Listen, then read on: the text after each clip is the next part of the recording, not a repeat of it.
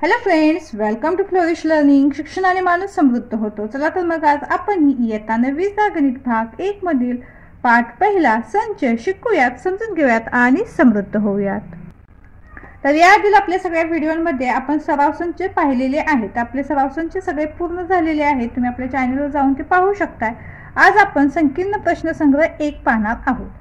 तर संकीर्ण प्रश्नसंग्रहामधील पहिला प्रश्न आहे, खालील प्रश्नांसाठी अचूक पर्याय निवडा. म्हणजे आपल्याला जो प्रश्न दिलेला आहे त्याच्यासमोर आपल्याला 4 पर्याय दिलेले आहेत. त्यातील योग्य पर्याय आपल्याला शोधायचा आहे.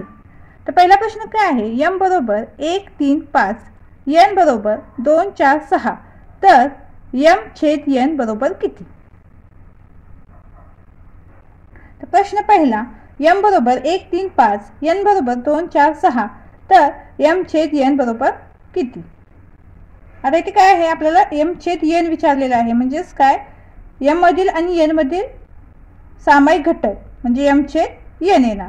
आता इथे बघा, m मध्ये 1 3 5 आहे आणि n मध्ये 2 4 6 आहे. म्हणजे या दोन्ही मध्ये एकही सामायिक घटक नाही. म्हणून काय होईल, m/n बरोबर काय होईल, 5.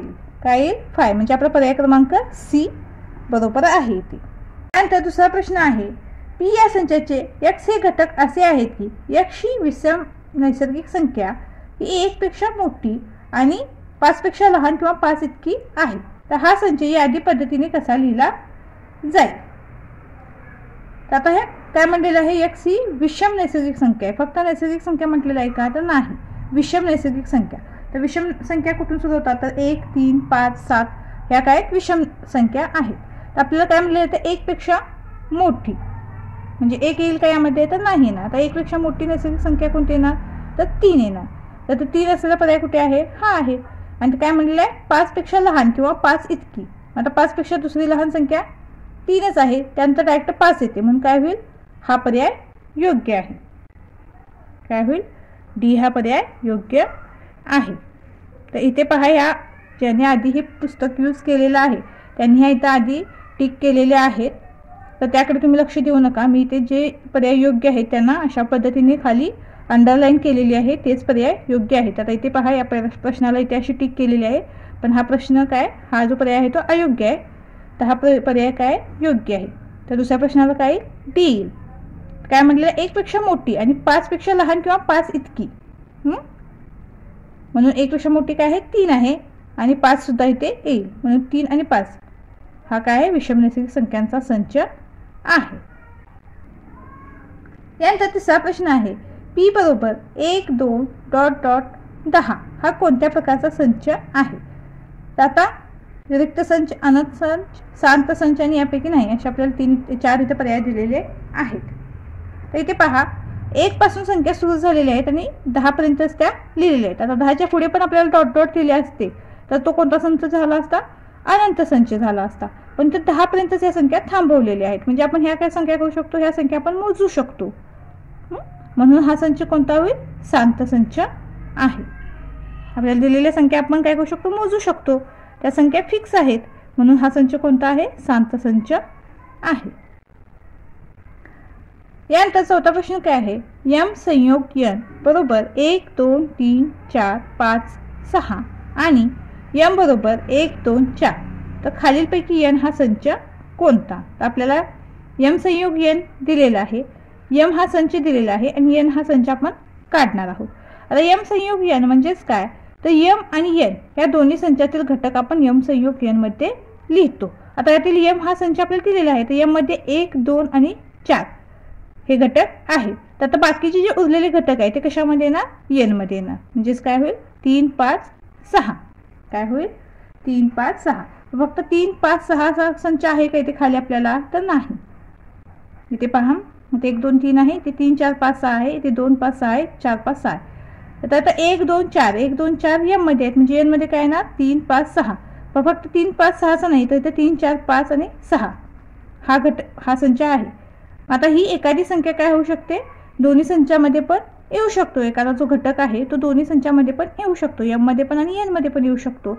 म्हणून आपलं तो उत्तर काय असणार आहे, बी हा पर्याय आपला योग्य आहे. लक्षात आलं का तुमच्या. m संयोग n म्हणजे काय, m आणि n मधील घटक आपण लिहितो. म्हणजे दोन्ही संचातील घटक मिळून आपण m संयोग n मध्ये लिहितो. यम हा संच आपल्याला ते दिलेला आहे, एन हा संच शोधायचा आहे.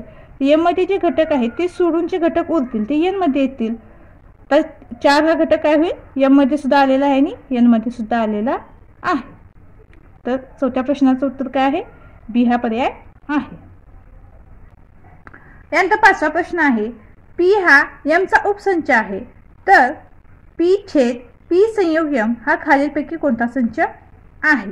तर आता इथे पहा, आपण ते एक उदाहरण घेऊन इथे पाहूयात म्हणजे तुमच्या लक्षात येईल. तर काय होईल, आपण पी हा घटक काय म्हणूयात, 1 आणि 2 मानूयात. पी या संचामध्ये 1 आणि 2 हे घटक आहेत असं आपण तर मानूयात. मग हा काय एमचा उपसंच आहे पी, म्हणून एम मध्ये कोणते संच असतील, तर 1 2 3 4 पर्यंत आपण ते घेऊयात. म्हणजे काय होईल, पी हा एमचा उपसंच होईल. म्हणजे हे तर आपलं काय झालं, वाक्य आपण इथं दाखवलेलं आहे, पी उपसंच एम. त्यानंतर काय म्हटलेलं आहे, आता पी छेद पी संयोग एम म्हटलेलं आहे. मग आता पी संयोग एम काय होईल, पी संयोग एम बरोबर काय होईल, पी आणि एम मधील सर्व घटक येतील. संयोग म्हणजे काय, आपण ज्या पी आणि एम आहे त्यातील सर्व घटक पी संयोग एम मध्ये येतील. म्हणजेच कोणते घटक येतील, 1 2 3 4. काय होईल, पी संयोग एम मध्ये पी आणि एम मधील सर्व घटक येतील. मग काय होईल, 1 2 3 4 येतील. म्हणून पुन्हा काय होईल, आता पी छेद पी संयोग एम बरोबर काय होईल, आता पी संयोग एमचा परत पी छेद घेणार आहोत, म्हणजे सामायिक घटक. पी संयोग एम मधील आणि पी मधील सामायिक घटक आपण ते घेणार आहोत आणि छेद घेतोय आपण इथे. मग सामायिक घटक पुन्हा काय आहेत, 1 2. काय आहे, 1 2. म्हणजेच आपल्याला कोणता घटक मिळाला, कोणता संच मिळाला, पी. कोणता संच मिळाला, पी. म्हणजेच याचा उत्तर काय असेल, ए असेल. कोणता संच मिळेल आपल्याला, पी हा संच मिळेल. लक्षात आलं का तुमच्या. तर आपल्याला काय म्हटलेलं, तर पी उपसंच एम आहे म्हणून आपण इथे अंदाजे आपण काय केलं, पी बरोबर 1 आणि 2 घेतलं. मग पी हा एमचा उपसंच आहे म्हणून एम मध्ये आपण 1 2 3 4 या संख्या घेतलेल्या आहेत.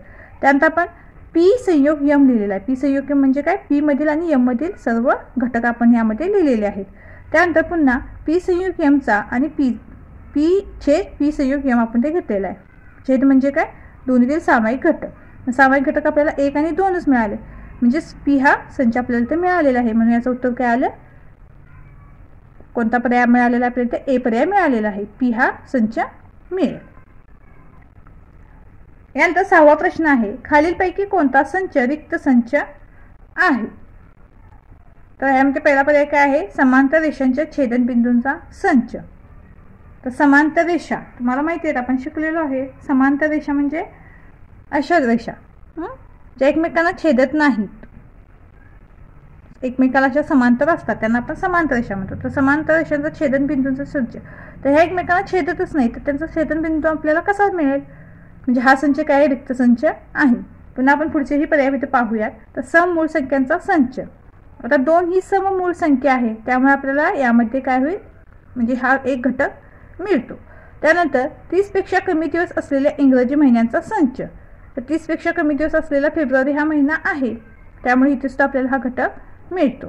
त्यानंतर डी हा काय आहे ऑप्शन, तर पी हा संच असा आहे की x ही पूर्णांक संख्या आहे आणि ती वजा 1 पेक्षा मोठी आणि 1 पेक्षा लहान आहे. म्हणजे कोणती संख्या येईल, ती 0 येईल. म्हणजे इथे सुद्धा आपल्याला घटक मिळतो.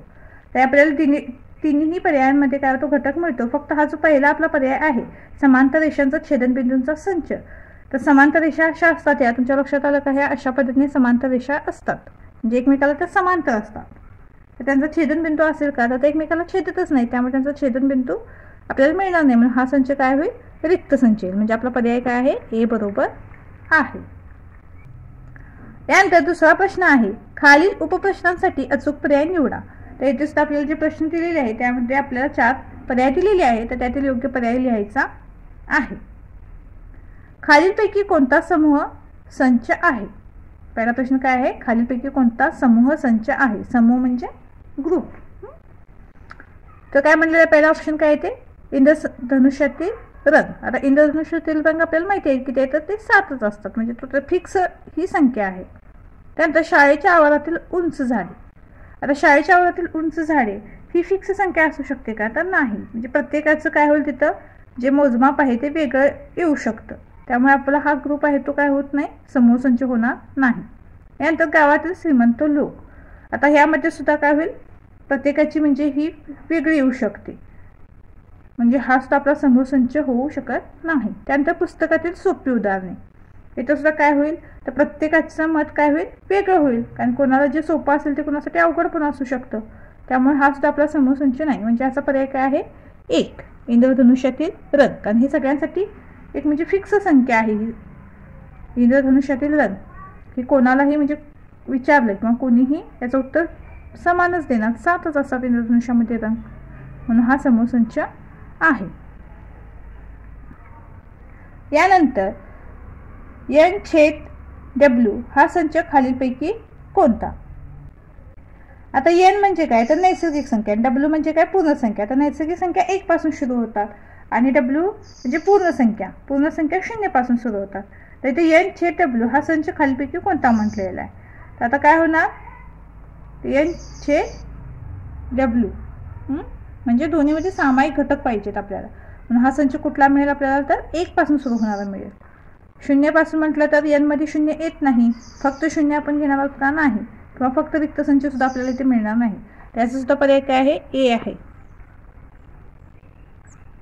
1 पासून 1 2 3 पुढे ते डॉट डॉट म्हणजे अनंत. तर 2 नंबरचा सुद्धा आपल्याकडे उत्तर आपण तर लिहिलेलं आहे, काय आहे, पर्याय A बरोबर आहे. तर P या संचातील X हे इंडियन शब्दातील अक्षर आहे, तर P हा संच यादी पद्धतीने खालीलपैकी कोणता. तर काय होईल, तर I N D ही अक्षर इथे आली पाहिजेत आणि A एक अक्षर फक्त एक वेळाच घ्यायचं आहे. तर I 2 वेळा आहे, N 2 वेळा आहे, तर आपण ते एक वेळाच घेणार आहोत. तर INDA हे अक्षर असलेला संच आपला येईल. तर ते IND आहे, A नाही, ते INDA आहे, म्हणजे हा संच आपला बरोबर आहे. तर P हा संच यादी पद्धतीने B हा पर्याय योग्य आहे, INDA. कारण ते I 2 वेळा आलेला आहे, N सुद्धा 2 वेळा आलेला आहे, पण ते एकदाच घेणार आहोत, म्हणून आपला B हा पर्याय योग्य आहे. यानंतर पुढचा प्रश्न आहे, जर T बरोबर 1 2 3 4 5 व M बरोबर 3 4 7 8 तर T संयोग M बरोबर काय. तर T संयोग M म्हणजेच काय, तर T आणि M मध्ये सर्व घटक आपण ते मिळून लिहिणार आहोत. म्हणजे T मध्ये जे आपल्याला जे घटक दिले ते सर्व घटक आणि M मध्ये सुद्धा जे घटक दिलेले आहेत ते सर्व घटक आपण एकत्र मिळून लिहिणार, म्हणजेच काय होईल, आपला T संयोग M मिळेल. तर 1 2 3 4 5 या सर्व संख्या पाहिजेत, त्यानंतर पुन्हा 7 आणि 8 ह्या सुद्धा संख्या त्यामध्ये असायला पाहिजेत. तर असा पर्याय आपल्याला इथे मिळतो पहा, म्हणून याचा योग्य पर्याय काय आहे, C आहे. काय आहे, C. 1 2 3 4 5 7 8. इथे सुद्धा आपण काय करणार आहोत, यामध्ये 3 आणि 4 दोन्हीमध्ये आलेला आहे, तर तो आपण इथे एकदाच लिहिणार आहोत. तो दोन्हीमध्ये जरी असले ते घटक तरी आपण ते लिहिताना एकदाच घेणार आहोत आणि बाकीचे सुद्धा सर्व घटक आपण ते घेणार आहोत. तर आपला पर्याय C बरोबर आहे. यानंतर पुढील प्रश्न आहे, एका गटातील 100 लोकांपैकी 72 लोक इंग्रजी बोलतात आणि 43 लोक फ्रेंच बोलतात. हे 100 लोक इंग्रजी किंवा फ्रेंच यापैकी किमान एक भाषा बोलतात. तर किती लोक फक्त इंग्रजी बोलतात, किती लोक फक्त फ्रेंच बोलतात आणि किती लोक इंग्रजी आणि फ्रेंच या दोन्ही भाषा बोलतात. तर गटातील एकूण लोक नंबर ऑफ यू म्हणजेच काय, विश्वसंख्या काय आपला 100 आहे. तर इंग्रजी बोलणारे लोक नंबर ऑफ ई किती आहेत, 72 आहे. आपण तर नंबर ऑफ ई म्हणजेच काय घेतलेलं आहे, ई म्हणजे काय, इंग्रजी बोलणारे लोक. यानंतर फ्रेंच बोलणारे लोक नंबर ऑफ एफ काय आहे, 43 आहे. एफ कशासाठी घेतलेले आपण, तर फ्रेंच बोलणारे लोक आहेत.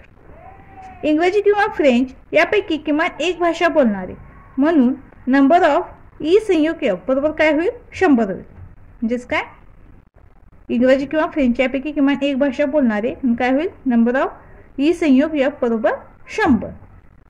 तर आपण काय करूया, ते सूत्र लिहून घेऊया. तर आपलं सूत्र काय आहे, नंबर ऑफ ई संयोग एफ बरोबर नंबर ऑफ ई अधिक नंबर ऑफ एफ वजा नंबर ऑफ ई छेद एफ. तर हे सूत्र तुम्ही पाठच करून ठेवा, म्हणजे आपल्याला काय होईल, ते सहजपणे वापरता येईल.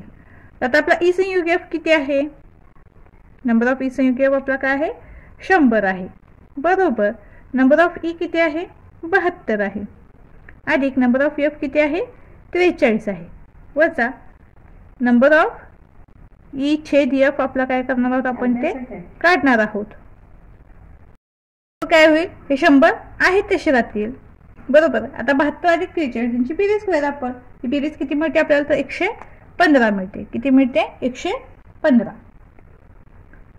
वजा नंबर ऑफ ई छेद एफ आहे तसे राहील. काय होईल, ई छेद एफ आहे तसे राहील. म्हणून आपण काय करत आहोत, ते बाजूंची अदलाबदल करूयात. म्हणून काय होईल, नंबर ऑफ ई छेद एफ बरोबर काय होईल, 115 वजा 100 होईल. काय होईल, 115 वजा 100 बरोबर नंबर ऑफ ई छेद एफ बरोबर काय मिळेल आपल्याला, ते 15 मिळेल. 115 वजा 100 बरोबर ही वजाबाकी किती मिळते आपल्याला, 15 मिळते. आता ई छेद एफ म्हणजेच काय, तर इंग्रजी आणि फ्रेंच दोन्ही भाषा बोलणारे लोक आपल्याला इथे मिळालेले आहेत. छेद म्हणजे काय होईल, दोन्हीमध्ये जे कॉमन आहे ते आपल्याला मिळतं. आपण याआधी पण शिकलेलो आहे. छेदमध्ये दोन्हीमध्ये जे कॉमन आहे ते आपण संख्या घेतो किंवा तो घटक घेतो, आणि संयोगमध्ये दोन्हीमध्ये मिळून सगळे मिळून आपण घटक लिहितो. आता नंबर ऑफ ई छेद एफ बरोबर 15 मिळालेला आहे. म्हणजेच काय, इंग्रजी आणि फ्रेंच दोन्ही भाषा बोलणारे लोक किती आहेत, 15 आहेत. म्हणून इंग्रजी आणि फ्रेंच दोन्ही भाषा बोलणारे 15 लोक आहेत. फक्त इंग्रजी बोलणारे आपल्याला, तर इंग्रजी आणि फ्रेंचची दोन्ही भाषा बोलणारे लोक इथे 15 आहेत ते आपल्याला समजले. तर आपण काय करूया, त्यावरून फक्त इंग्रजी बोलणारे लोक काढूयात. काय होईल, नंबर ऑफ ई म्हणजे काय, फक्त इंग्रजी बोलणारे लोक वजा काय होईल, नंबर ऑफ ई छेद एफ. काय होईल, नंबर ऑफ ई छेद एफ. आपल्याला ते इंग्रजी बोलणारे लोक किती सांगितलेले आहे, 72 वजा काय होईल, 15. ही वजाबाकी किती मिळते आपल्याला, तर 57 मिळते. म्हणजेच काय, फक्त इंग्रजी बोलणारे लोक किती आहेत, 57 आहेत. म्हणून फक्त इंग्रजी बोलणारे 57 लोक आहेत. यानंतर फक्त फ्रेंच बोलणारे लोक किती आहेत आपण शोधूयात. म्हणून काय होईल, नंबर ऑफ एफ वजा नंबर ऑफ ई छेद एफ होईल. बरोबर काय होईल, नंबर ऑफ एफ किती आहे, ते 43 आहे. म्हणून काय होईल, 43 वजा 15. तर ही वजाबाकी किती मिळते आपल्याला, तर 28 मिळते.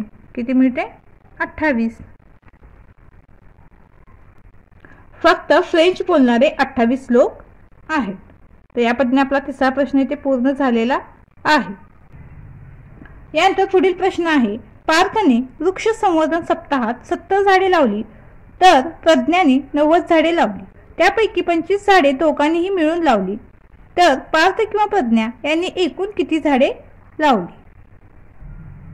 तर पार्थने लावलेली झाडे नंबर ऑफ ए बरोबर 70, प्रज्ञाने लावलेली झाडे नंबर ऑफ बी बरोबर 90. पार्थ व प्रज्ञा दोघांनी मिळून लावलेली झाडे म्हणजेच काय, नंबर ऑफ ए छेद बी बरोबर 25. कारण ते दोघांनी मिळून लावलेली झाडे आहेत म्हणून ती 25 आहेत. तर पार्थ व प्रज्ञा यांनी लावलेली एकूण झाडे बरोबर काय होईल, नंबर ऑफ ए संयोग बी. आपण एकूण झाडे घेणार आहोत इथे, म्हणजे नंबर ऑफ ए आणि नंबर ऑफ बी दोन्ही घटकातील मिळून इथे संख्या मिळेल आपल्याला. मग आता काय होईल, आपल्याला नंबर ऑफ ए संयोग पी काढायचं आहे. तर आपण काय करूया, त्याचं सूत्र लिहूयात. म्हणून काय होईल, नंबर ऑफ ए संयोग पी बरोबर नंबर ऑफ ए अधिक नंबर ऑफ पी वजा नंबर ऑफ ए छेद बी. आता ही सर्व माहिती आपल्या समोर इथे दिलेली आहे. नंबर ऑफ ए किती आहे, 70 आहे. नंबर ऑफ बी किती आहे, 90 आहे. आणि वजा नंबर ऑफ ए छेद बी किती आहे, 25 आहे. आता 70 अधिक 90 यांची बेरीज करूयात. ही बेरीज किती मिळते आपल्याला, 160 वजा 25. ही वजाबाकी करूयात. ही वजाबाकी किती मिळते आपल्याला, तर 135. म्हणजेच काय, नंबर ऑफ ए संयोग बी किती मिळाला आपल्याला, 135. म्हणून पार्थ व प्रज्ञा यांनी एकूण 135 झाडे लावली. तर किती सहजपणे आपण याचं उत्तर मिळवलेलं आहे तुम्ही ते पाहू शकता. आपण आधी काय केलं, तर दिलेली माहिती तर लिहून घेतलेली आहे. त्यानंतर आपण ते सूत्र लिहिलेलं सूत्रामध्ये किमती ठेवल्यानंतर उत्तर आपल्याला मिळालेलं आहे. यानंतर पुढील प्रश्न आहे, जर नंबर ऑफ ए बरोबर 20, नंबर ऑफ बी बरोबर 28, नंबर ऑफ ए संयोग बी बरोबर 36 आणि नंबर ऑफ ए छेद बी बरोबर प्रश्नचिन्ह आपल्याला ते दिलेलं आहे. म्हणजेच आपल्याला इथे नंबर ऑफ ए छेद बी काढायचा आहे. तर आपल्याला त्या प्रश्नामध्ये जी माहिती दिलेली आहे ती आपण तर लिहून घेतलेली आहे. Number of A, number of B, number of A संयुक्त बी हे तिने आपल्याला ते दिलेले आहेत आणि आपल्याला नंबर ऑफ ए छेद बी ते काढायचा आहे. तर आपण ते सूत्रसुद्धा लिहून घेतलेलं आहे. आता काय करूयात, हे दिलेल्या किमती या सूत्रामध्ये ठेवूयात आणि नंबर ऑफ ए छेद बी मिळवूयात. ए संयोग पी किती आहे तर 36 आहे बरोबर. नंबर ऑफ ए किती आहे 20 अधिक नंबर ऑफ बी किती आहे 28 वजा नंबर ऑफ ए छेद बी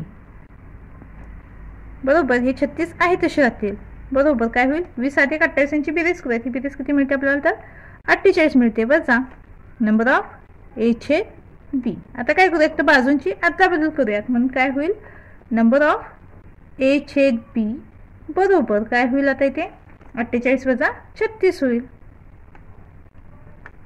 म्हणून नंबर ऑफ ए छेद बी बरोबर काय मिळेल आपल्याला त्यांची वजाबाकी तर 12 मिळेल. म्हणून आपलं उत्तर काय आहे 12 आहे.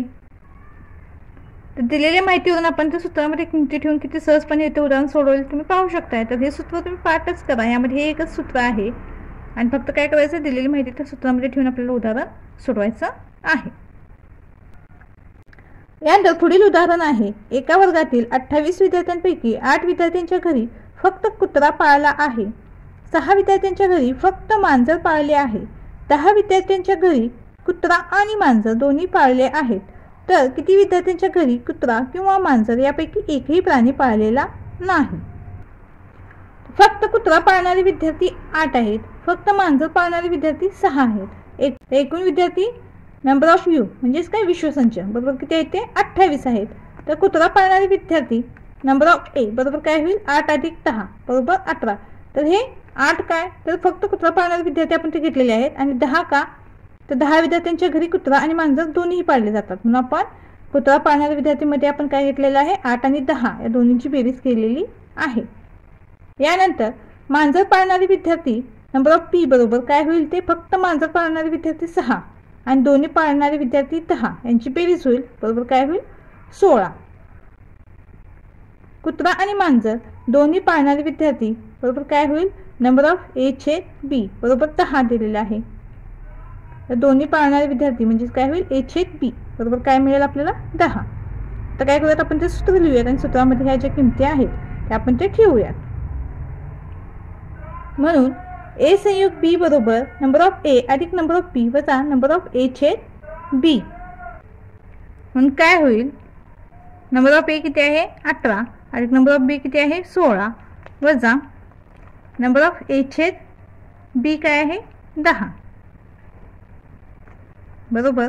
18 अधिक 16 यांची बेरीज काय करूयात. ही बेरीज किती मिळते आपल्याला 34 वजा 10 बरोबर काय मिळेल आपल्याला 24. म्हणजेच काय नंबर ऑफ ए संयोग बी किती मिळाला आपल्याला 24 मिळालेला आहे. ए संयोग बी म्हणजेच काय तर कुत्रा आणि मांजर पाळणारे विद्यार्थी किती मिळालेले तर आपल्याला ते 24 मिळालेले आहेत. म्हणून आपण आता काय करूयात तर कुत्रा आणि मांजर यापैकी एकही प्राणी न पाळणाऱ्या विद्यार्थ्यांची संख्या इथे काढूयात. म्हणून काय होईल नंबर ऑफ यू म्हणजे एकूण विद्यार्थी वजा काय होईल नंबर ऑफ ए संयोग बी म्हणजे कुत्रा आणि मांजर पाळणारे विद्यार्थी बरोबर काय होईल यांची वजाबाकी करूयात. नंबर ऑफ यू किती आहे आपला तर 28 आहे. ए संयोग बी किती मिळाला आपल्याला 24 वजा 24 बरोबर काय मिळेल आपल्याला 4. म्हणजेच काय कुत्रा आणि मांजर यापैकी एकही प्राणी न पाळणारे विद्यार्थी किती आहेत 4 आहेत. तर कुत्रा आणि मांजर यापैकी एकही प्राणी न पाळणारे 4 विद्यार्थी आहेत. यानंतर पुढील प्रश्न आहे. पुढील प्रत्येक उदाहरणातील संचांचा छेद संच वेन आकृतीच्या सहाय्याने दाखवा. छेद संच म्हणजेच काय त्यांचे दोन्हीमधील जे कॉमन घटक आहेत किंवा सामायिक घटक आहेत ते आपल्याला ते वेन आकृतीच्या सहाय्याने दाखवायचे आहेत.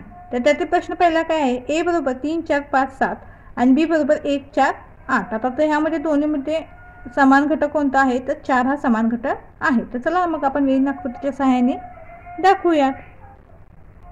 तर इथे पहा आपण ए आणि बी दोन्ही घटक इथे लिहून घेतलेले आहे. तर याला आपण काय करूया ए नाव देऊया या संचाला आपण बी नाव देऊया. आता ए मध्ये कोणते कोणते घटक येतील तर 3 5 आणि 7. आता ह्या दोन्हींचा छेद काय आहे 4 आहे म्हणजे सामायिक घटक 4 आहे म्हणून हा काय होईल दोन्हींच्या मध्ये येईल सामायिक मध्ये येईल. आता बी मध्ये कोणते घटक येतील तर 1 आणि 8 तर हा काय झाला त्यांचा सामायिक घटक झाला किंवा हा ह्या संचाचा छेद संच आहे. यानंतर पुढील उदाहरण आहे P बरोबर ABCEF Q बरोबर LMNEP. तर यामध्ये सामायिक घटक काय आहेत तर E आणि B आहेत. तर आपण तर दिलेली माहिती लिहून घेतलेली आहे. आता आपण काय करूयात या संचाला P नाव देऊयात आणि या संचाला Q नाव देऊयात. तर यामध्ये कोणते कोणते घटक येतील तर A, C आणि F येतील. B आणि E काय होईल सामायिक घटक आहे त्यामुळे तो काय होईल छेद संच होईल. B आणि E छेद संच आहेत. त्यानंतर आता Q मध्ये कोणते घटक येतील तर उरलेले सगळे घटक आपण लिहिणार आहोत L, M आणि N. तर हा B आणि E काय आहे सामायिक घटक आहे त्यामुळे हा काय होईल हा त्यांचा छेद संच आहे. यानंतर तिसरा प्रश्न आहे x बरोबर x ही 80 व 100 यांच्या दरम्यानची मूळ संख्या आहे. y बरोबर y ही 90 व 100 मधील विषम संख्या आहे. तर आपण ती दिलेली माहिती लिहून घेतलेली आहे. तर आपल्याला ही जी माहिती दिली आहे ती गुणधर्म पद्धतीने दिलेली आहे. आपण काय करूयात ती यादी पद्धतीने लिहूयात म्हणजे आपल्याला वेनाकृती काढताना काय होईल थोडं सोपं होईल. आता ते काय म्हटलेलं आहे x ही 80 व 100 यांच्या दरम्यानची मूळ संख्या आहे. तर आता तुम्हाला 100 पर्यंतच्या ज्या मूळ संख्या आहेत त्या माहिती असायलाच पाहिजे त्या पाठच पाहिजेत. तुम्हाला जर त्या माहीत नसतील तर आपल्या चॅनलवर मूळ संख्यांचा व्हिडिओ आहे तुम्ही तो जाऊन पाहू शकताय.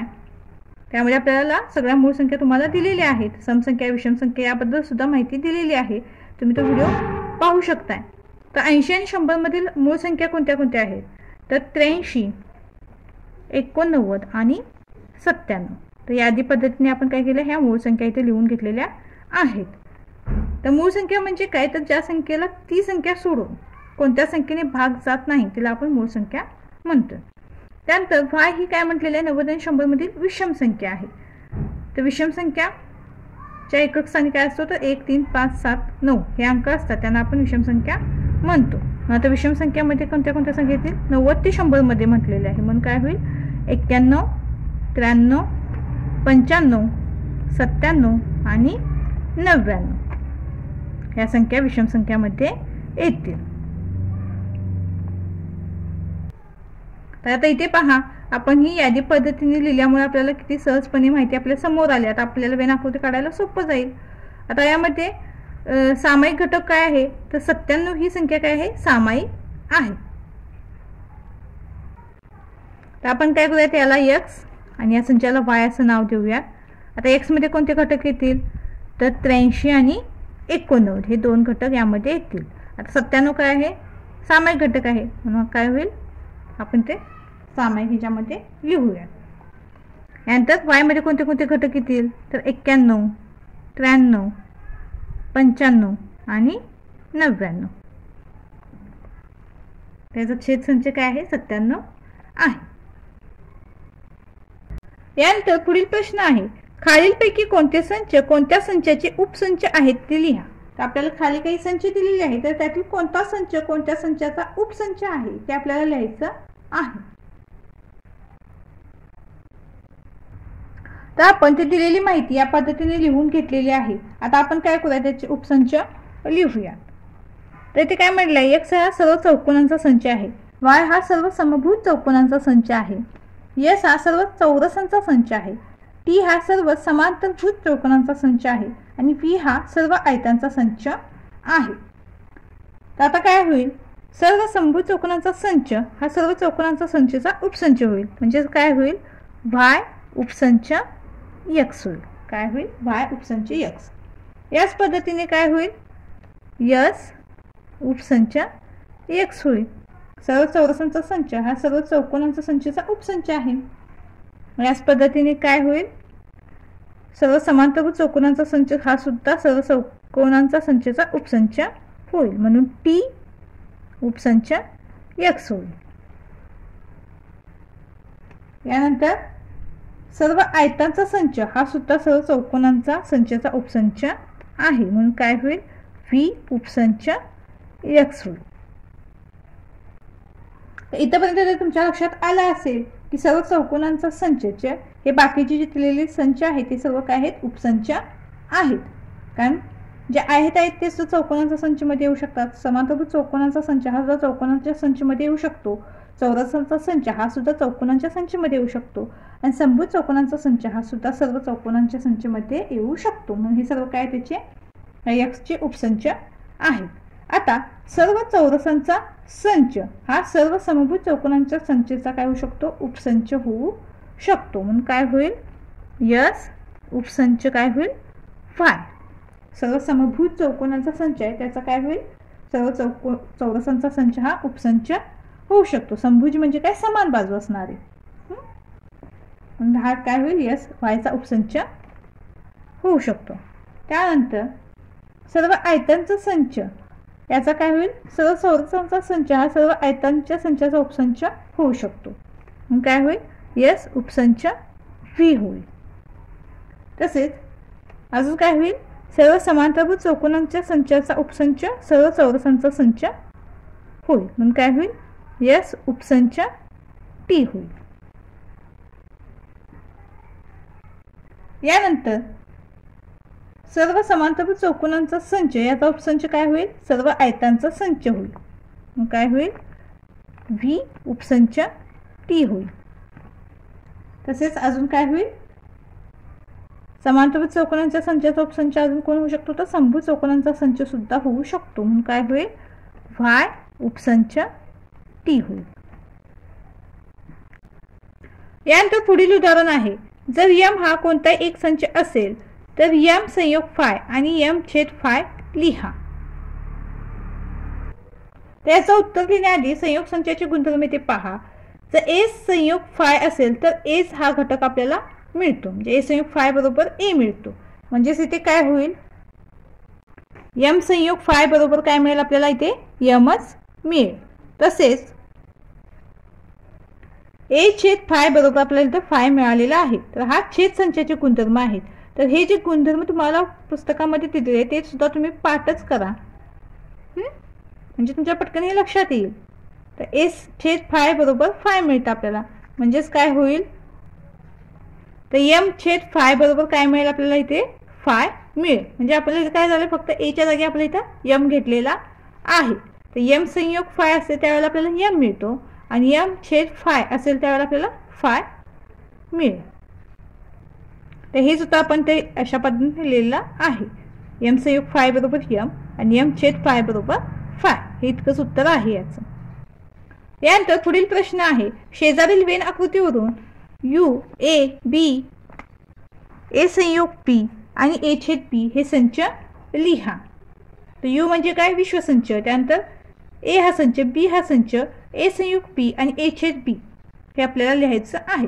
तर ते पहा, या प्रश्नाला असं स्टार केलेला आहे. म्हणजे हा प्रश्न काय आहे, परीक्षेत बऱ्याच वेळा विचारला गेलेला आहे. तर तो तुम्ही नीट समजून घ्या आणि लक्षात ठेवा. तर ते आपल्याला तर यू म्हणजे काय, विश्वसंच. विश्वसंच लिहिताना आपण काय करणार आहोत, तर ह्या वेन आकृतीमध्ये आपल्याला जेवढे घटक दिलेले आहेत ते सगळे घटक आपण यू या संचामध्ये लिहिणार आहोत. म्हणजे संच ए बी मधील आणि हे जे बाहेरील सुद्धा जे घटक आहेत हे 4, 11, 13 हे सगळे घटक आपण काय करणार, विश्वसंच यू मध्ये लिहिणार आहोत. तर यू बरोबर आपल्या इथे काय आलेलं आहे, तर 1 2 3 4 5 7 8 9 10 11 13. तर आपल्या त्या आकृतीमधील सर्व घटक आपण इथे यू मध्ये विश्वसंचामध्ये लिहिलेले आहेत. आता आपण ते ए हा संच लिहिणार आहोत. तर ए मध्ये कोणते कोणते घटक येतील, तर 1 2 3 5 आणि 7 हे ए मध्ये घटक येतील. 1 2 3 5 आणि 7. तर आपण ते ए मधील घटक इथे लिहिलेले आहेत. आता बी मधील घटक पाहूयात. तर बी मध्ये कोणते कोणते घटक येतील, तर 1 5 8 9 आणि 10. कोणते घटक येतील, 1 5 8 9 10. तर आपण बी मध्ये कोणते घटक लिहिले, 1 5 8 9 10. तुम्ही हवं तर उत्तर लिहित असताना त्याच्यासोबत बाजूला वेन आकृती काढून सुद्धा लिहू शकताय. यानंतर आपल्याला ए संयोग बी लिहायचा. ए संयोग बी म्हणजे काय, ए आणि बी मधील सर्व घटक. यामध्ये आपण हे 4 11 13 घेणार नाही, हे फक्त विश्वसंचामध्ये येतील. ए संयोग बी मध्ये ए मधील सर्व घटक आणि बी मधील सर्व घटक येतील. म्हणजेच काय, 1 2 3 5 7 8 9 आणि 10. आपण ते ए संयुक्त बी मध्ये ए आणि बी मध्ये सर्व घटक लिहिलेले आहेत। आता आपण ते काय करूयात, ए छेद बी लिहूयात। आता ए छेद बी मध्ये काय होतील तर ए आणि बी मधील जे सामायिक घटक आहेत ते येतील। तर ए आणि बी मध्ये सामायिक घटक कोणते आहेत तर 1 आणि 5 हे दोन घटक काय आहेत, ए आणि बी मध्ये सामायिक घटक आहेत। म्हणजे काय होईल, ए छेद बी मध्ये 1 आणि 5 हे घटक येतील। तर ए छेद बी मध्ये 1 आणि 5 हे दोन घटक येतील। तर 10वा प्रश्न सुद्धा आपला इथे पूर्ण झालेला आहे। यानंतर पुढील 11वा प्रश्न आहे, जर नंबर ऑफ ए बरोबर 7, नंबर ऑफ बी बरोबर 13, नंबर ऑफ ए छेद बी बरोबर 4, तर नंबर ऑफ ए संयुक्त बी बरोबर काय। तर दिलेली माहिती आपण या पद्धतीने लिहून घेतलेली आहे। तर नंबर ऑफ ए बरोबर 7, नंबर ऑफ बी बरोबर 13, नंबर ऑफ ए छेद बी बरोबर 4 आणि नंबर ऑफ ए संयुक्त बी आपल्याला इथे काढायचा आहे। तर आपण ते काय केलेलं आहे तर सूत्र सुद्धा लिहून घेतलेलं आहे। आता काय करूया, त्या सूत्रामध्ये दिलेल्या किमती ठेवूयात। नंबर ऑफ ए किती आपला 7 आहे, बी किती आहे 13 आहे, ए छेद बी किती आहे 4 आहे, बरोबर काय होईल 7 अधिक 13 ची बेरीज करूया। ती बेरीज किती येते 20 येते, वजा 4 बरोबर काय होईल 16। म्हणून नंबर ऑफ ए संयोग बी बरोबर काय मिळेल आपल्याला 16। अशा पद्धतीने आपला इथे संकीर्ण प्रश्न संग्रह पूर्ण झालेला आहे। व्हिडिओ आवडल्यास चॅनलला लाईक शेअर सबस्क्राईब नक्की करा आणि हो कमेंट सुद्धा नक्की करा। धन्यवाद।